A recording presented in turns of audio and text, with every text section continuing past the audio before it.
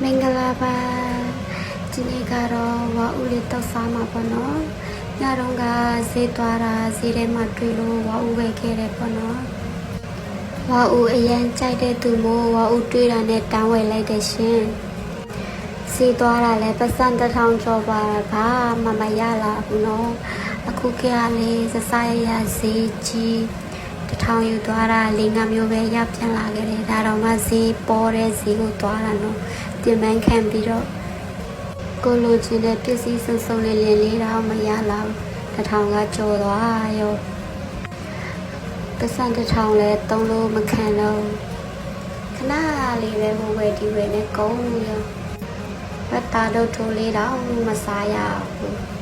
ဘတ်တာတို့ထိုးသွားစားမလားပတ်စံမလားတော့မစားပြန်ခဲ့ရဘူးပေါ့နော်ဝါဦးတက်လေးပဲပြန်စားရတယ်ကဲတောက်လို့ပြီးပါပြီရှင်စားကြပါအောင်ရှင်စားလိုက်အောင်မေနော်ဝါဦးလေးကလေတောက်စားရတာရမ်းကောင်းတယ်ရှင်ချက်စားလို့လည်းကောင်းတယ်ဈေးကတော့ကြီးရပါတော့1 ကီလို80ဝါဦးဆိုတဲ့အမျိုးကလေရင်စိန်ထားမှရတဲ့အမျိုးလားမသိဘူးတော့ဝယ်တဲ့ခါရေးပဲစိန်ထား1 ကီလိုပဲလို့ရှိရင်လေ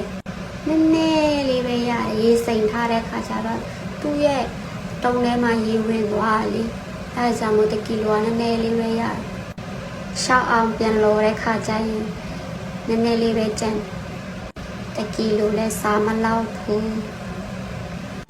ကြိုက်လို့ဝယ်စားတာပေါ့နော်တကယ်ဆိုရင်လည်းမတန်ဘူးတိလာ1 ကီလို80ရလေးတအားစီကြီးလို့လေဒီနေ့လဲထမင်းတစ်စလုံးကုန်ပြန်ပြီရှင်ကိုရင်ကတော့ဝါဥတမျိုးလေးပေါ့နော်အခန်းဖော်ညီမလေးကတုတ်ဘူးတုံးနဲ့မုံလာဖူးဟင်းကြိုလာကျွေးတာပေါ့နော်ကျန်တဲ့တယောက်ကတော့ခရင်ချင်းပြီးထောင်းကျွေးတာပေါ့နော်အဲဒါကြောင့်ဟင်းလေးကစုံသွားတာပေါ့ရှင်စားလို့ရမ်းကောင်းတယ်ရှင်စားလိုက်ပါဦးမယ်ရှင်ဘိုင်ဘိုင်